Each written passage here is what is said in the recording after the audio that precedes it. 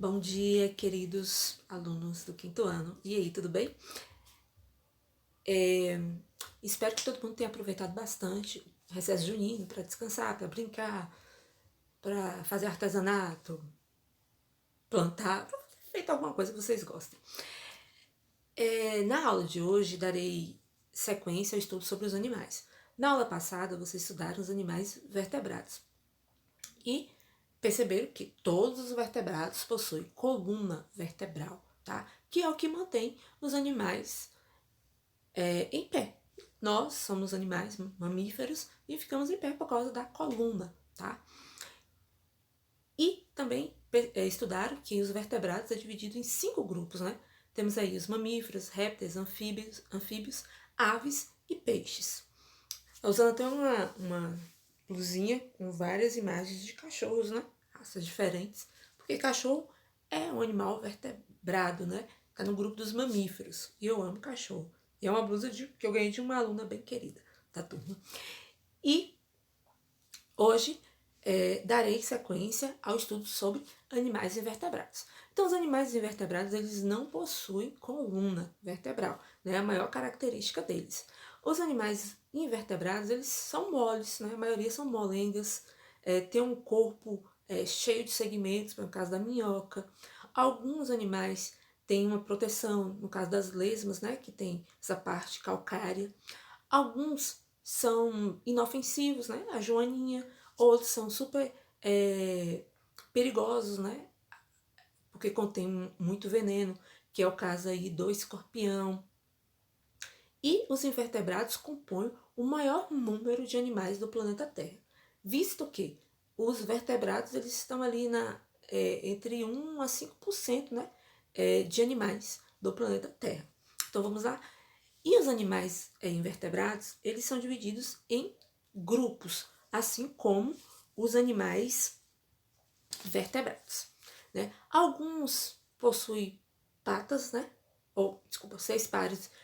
Alguns chamam de patas, outros de perninhas. E alguns têm 8 patas, divididos em 4 grupos. Outros têm 6 pares, divididos em 3 grupos. E alguns não têm. Então vamos lá. Para o primeiro grupo, né? Os quidários, um nome bem complicado. Primeiro, os elementos que fazem parte desse grupo, eles não possuem sistema, né? Por exemplo, nós temos o sistema esquelético, o sistema neurológico, nós temos o sistema cardíaco. Esses seres não possuem sistema, tá? E muitos são fixos dentro da água, que é o caso das esponjas. Às vezes são confundidos até com plantas. A maioria produz uma substância urtigante. O que é isso? Causa coceira pelo corpo, né? Aí nós temos o exemplo da água-viva e da anêmona. Veja só, já comentei até algumas vezes na sala de aula sobre as águas-vivas. Elas têm em seu corpo toxinas. Então, quando atacam a presa, acaba liberando essas toxinas no corpo da sua presa. E passam muitas toxinas para o corpo humano. E pode causar vários problemas, né? Desde uma alergia até um problema mais grave no sistema nervoso. E algumas algas produzem uma toxina chamada de neuroloxinas, que é capaz de levar a pessoa à morte. Felizmente, aqui no Brasil não tem esse tipo de água-viva com esse tipo de toxina. Essas águas-vivas elas são muito encontradas na Austrália. Mas a água-viva brasileira ela é capaz de provocar uma alergia, né? A pele fica vermelha, pode ter febre e tal. Mas a pessoa deve ser socorrida, né? E isso é um dos grandes problemas. As pessoas às vezes são atingidas pela água-viva e voltam para casa, mas ela deve procurar o médico, ok, crianças? Outra coisa sobre esses seres é que eles só vivem mesmo na água, tá? Não tem nenhum ser que vive fora. Então, os quindários são seres aquáticos. Temos aí os anelídeos e as verminoses. Esse grupo, ele tem um corpo mole, ele é alongado. Veja só o exemplo da minhoca, né? As minhocas são muito grandes. Algumas verminoses são muito grandes também.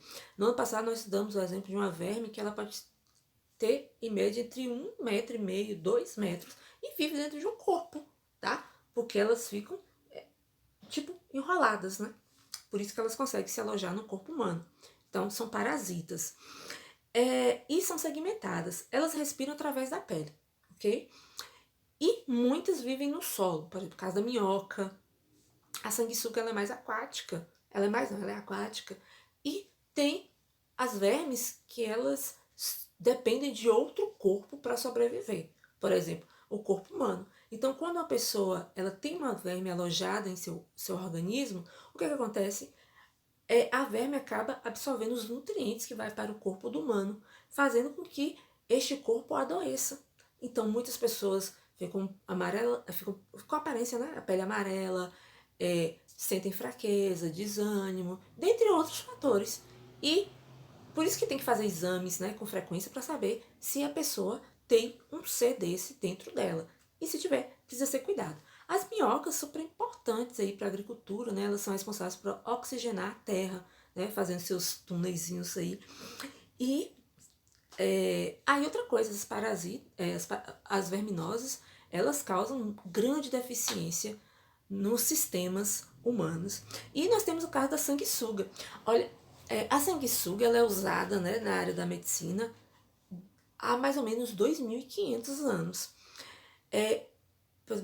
No Egito, em Roma, na Síria, o que os médicos faziam naquele período? E até hoje, existem estudos que usam sanguessuga para combater algumas doenças. Então, por exemplo, a pessoa tinha um sangramento, colocavam sanguessugas no lugar onde o sangue expelia. Então, a sanguessuga, como o próprio nome diz, ia sugando o sangue. E era uma espécie de curativo da época, né? Que era a sanguessuga. Extremamente importante para os estudos medicinais da época. Como eu disse até hoje, né? É utilizada em algumas pesquisas. Temos aí os moluscos. Para quem assiste Bob Esponja, é fácil lembrar desse grupo, né? Porque no Bob Esponja nós temos Patrick, temos a Lula, temos o próprio Bob Esponja, né? Que eles estão nesse grupo aí de moluscos. E é um desenho super fofo. Os moluscos é o maior grupo de animais do planeta. Isso mesmo. E eles podem ser marinhos, terrestres ou de água doce. Os terrestres respiram pelos pulmões, como nós, e os que vivem na água respiram pelas brânquias, igual os peixes, tá? E temos aí o exemplo, temos o polvo, o caracol, a vespinha, a lesma e a ostra. E o corpo é constituído de 3 partes, né? Tem a cabeça, tem os pezinhos aí e tem a massa visceral, né? Por exemplo, na lesma, vocês percebam aí que é mais visível, que é essa conchinha que existe nela, que é uma concha calcária, né? Ajuda a proteger. E essa parte que fixa no solo são os pezinhos dos moluscos terrestres. Então aí temos o caso. E assim, por exemplo, a vespa, ela adora ambientes úmidos, né? Então, geralmente nesses ambientes você pode encontrar uma grande quantidade de vespas. Tem outro exemplo de molusco que é bem interessante, que é a ostra, né? Que ela produz uma pérola. E é interessante que para produzir a pérola, por exemplo, cai um grão de areia na ostra e ela se irrita com isso. Então, a ostra vai liberando camadas de madrepérola até formar uma pérola. Mas não é toda ostra que realiza isso. Geralmente são as ostras que ficam no Oceano Pacífico, tá?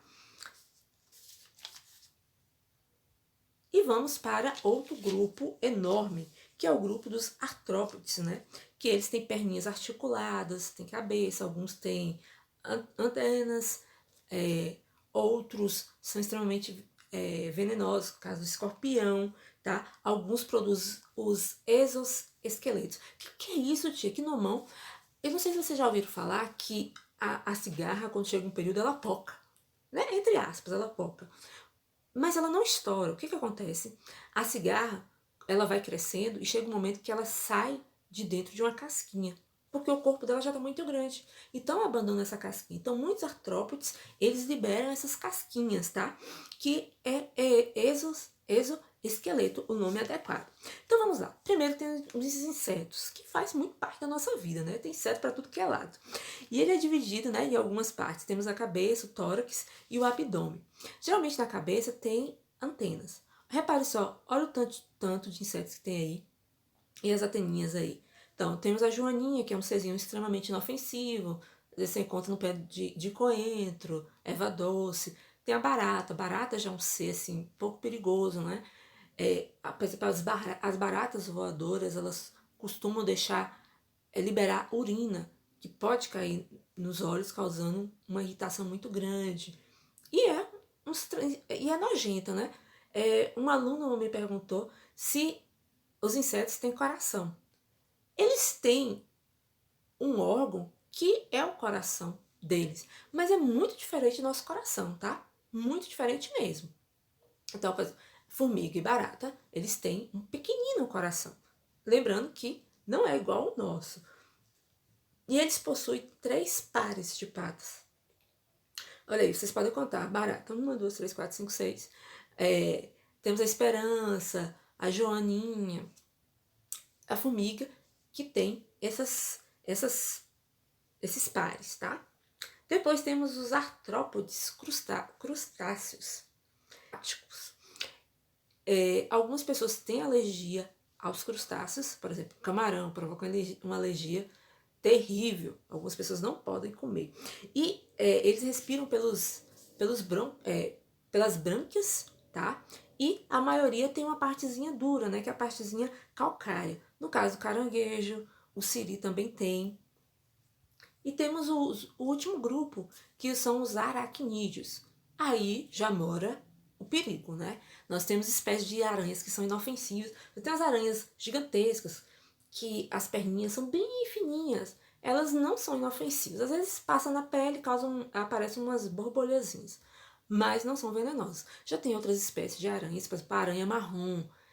Ela causa um dano enorme na pele. Por exemplo, se o ferimento não for cuidado, a pessoa corre o risco de perder, por exemplo, o pé, né? O pé pode ser amputado devido ao veneno dessa aranha. Então, o que é recomendado? Quando vocês forem pegar os sapatos, balancem para ver se não tem nenhum ser desse, nenhum aracnídeo. A mesma coisa de roupas. Por exemplo, escorpião gosta de lugares muito úmidos. E é muito venenoso, né? E as pessoas que são alérgicas, elas têm que ter mais cuidado ainda com a presença de insetos, certo? Então, esses são os aracnídeos. E eles têm a junção, né? A cabeça e o tórax são grudados. E o abdômen já é um pouco separado. E eles possuem 4 pares, né, de perninhas ou patas. E no total são 8 perninhas, certo? O escorpião ele fica com veneno, né? Nessa parte final. As aranhas, algumas, elas possuem, assim, a depender da espécie, elas possuem mais venenos do que outras. Tem aranhas muito raras. Tem na floresta amazônica algumas espécies de aranhas que elas se camuflam, né? Então se escondem através da. Se escondem, por exemplo, a vegetação toda verdinha. Então ela vai se camuflar do jeito que das folhas, das copas das árvores. Porque isso dificulta a captura, né, do inimigo. E também tem outras que ficam marrons, algumas ficam brancas, mas a maioria elas têm a tonalidade, né, entre marrom e preta. E o nosso último grupo aí, que são os poríferos, tá? Que eles não se locomovem. Por isso que às vezes são confundidos com plantas, tá? Eles também não possuem sistemas. A maioria, todos são aquáticos, mas a maioria é de água salgada. E como é que eles se alimentam? Eles se alimentam o seguinte, a água, né, infiltra nesses seres e eles absorvem alguns nutrientes. Então, é daí que vem a alimentação deles. E a água ela fica dentro de uma esponja, tá? E esses seres são celulares, possuem uma variedade de células. Então, gente, é isso. Não esqueçam de fazer atividade, tá? Só é uma página, atividade muito pequenininha, página 73. Leiam as páginas 70 a 72. Depois que concluírem a atividade, tirem fotos e mande para a professora para que eu corrija as atividades, tá? Então, um abração, até a próxima aula.